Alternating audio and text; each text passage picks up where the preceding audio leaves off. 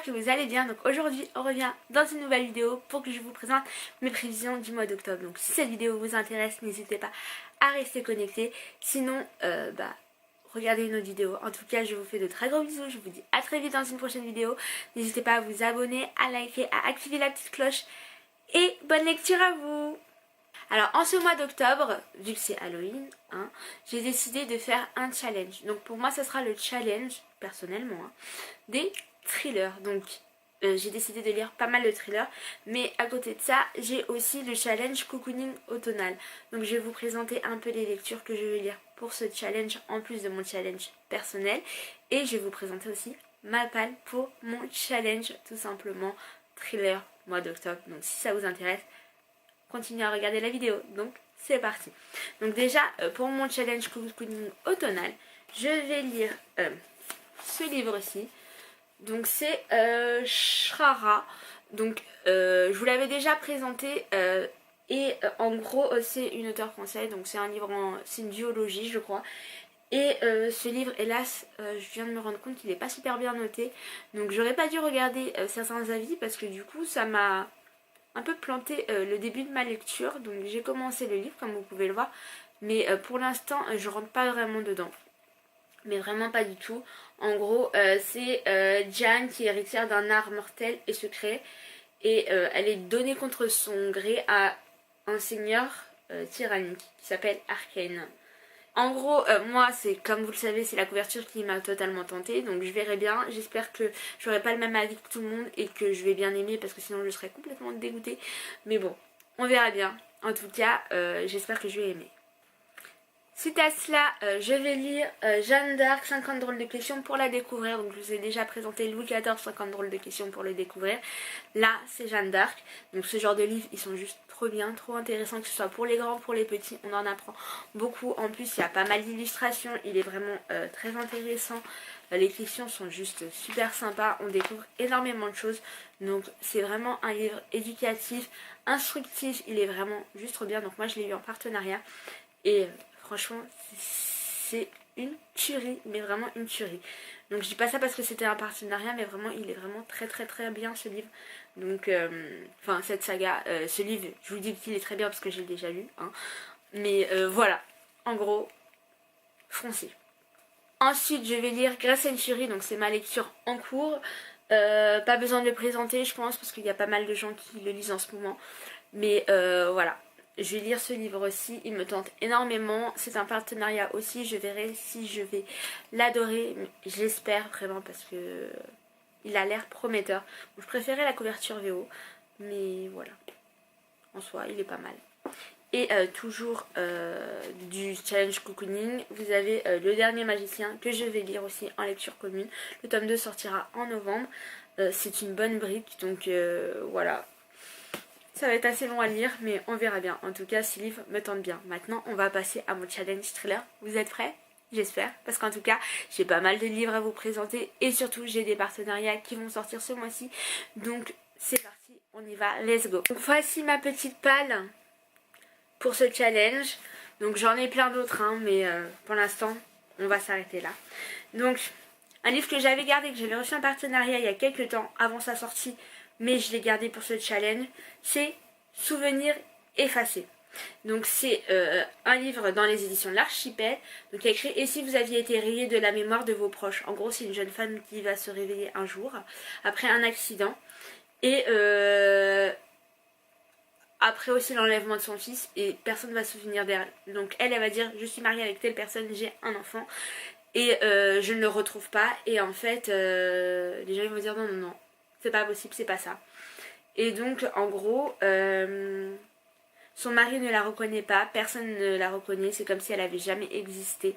Et toute sa vie a été effacée et elle va essayer de comprendre pourquoi, qu'est-ce qui s'est passé, pourquoi personne ne la reconnaît, pourquoi ils savent pas qui elle est alors qu'elle rentre chez elle. Et ça me donne tellement envie, mais tellement envie, vous pouvez pas savoir. Suite à cela, on a Rituel. Donc il est toujours pas sorti ce livre-ci, il sort le 5 octobre. Et vous avez Rituel qui a écrit si vous avez aimé le silence des agneaux, vous allez aimer Rituel. Donc en fait spécialiste des neurosciences, Seeger étudie pour le FBI les profils psychologiques des tueurs en série. Déroutée par une scène de crime très particulière, sa hiérarchie fait appel à elle.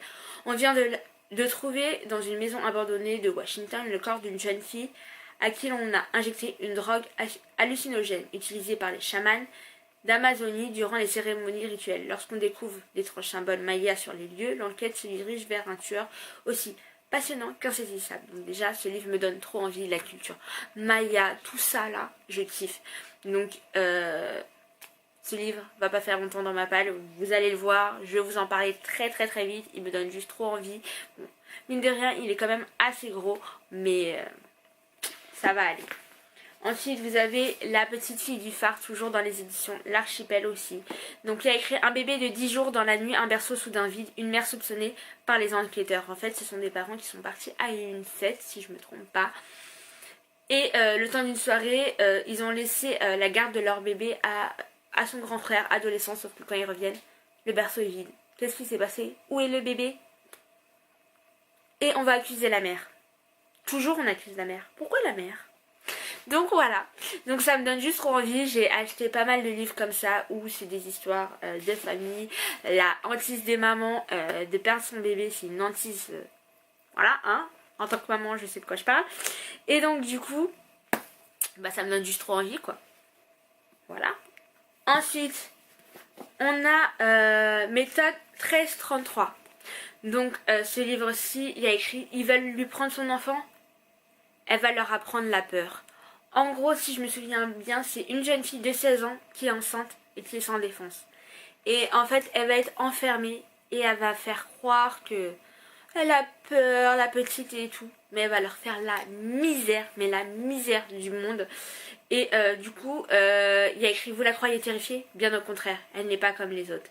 Elle ne ressent aucune empathie, un handicap qui va devenir une force redoutable. Méthodique et calculatrice, elle met au point un plan d'évasion où rien n'est laissé au hasard. Dès les premières minutes de son enlèvement, elle se focalise avec calme et détermination sur 2 choses. 1. Sauver son enfant qu'elle porte dans son ventre. Et 2. Se venger. Que va-t-il se passer, à votre avis? À votre avis, il va se passer quoi? J'ai juste trop hâte, ça me donne trop envie. Le teaser, oh my gosh, il donne trop envie. Donc voilà. En plus, il est pas très gros, donc je pense qu'il va pas faire long feu non plus dans ma palle. Et enfin, toujours une histoire pareil, hein. Vous avez Le Sceau de l'Ange de Lisa Gardner. Donc j'ai plusieurs livres de Lisa Gardner, mais là c'est celui-ci que je vais lire. Il y a écrit: une nuit noire et pluvieuse, au détour d'une route, une voiture fait une violente embardée. Au volant, Nicole ne se souvient de rien sauf d'une chose: sa fille était avec elle et elle a disparu. Si les recherches de la police confirment la présence d'une autre personne lors de l'accident, le mari de Nicole prétend que l'enfant n'a jamais existé. Qui croire? Que s'est-il vraiment passé cette nuit-là? Alors, ça vous a donné envie? À vous. Allez, avouez, ça vous a donné envie. C'est vrai, non? Moi, le teaser, là, ce genre de livre, ça me donne envie de les lire, mais comme pas possible. J'ai juste trop hâte, mais vraiment trop hâte. Donc voilà. Donc si ces livres vous intéressent, si vous comptez les lire, si vous voulez faire une lecture commune ou autre, je suis là. N'hésitez pas à m'envoyer un petit message pour me dire. En tout cas, j'espère que je vous ai donné envie de les lire, parce que moi, là, je frissonne d'envie, j'ai juste trop hâte. Donc voilà.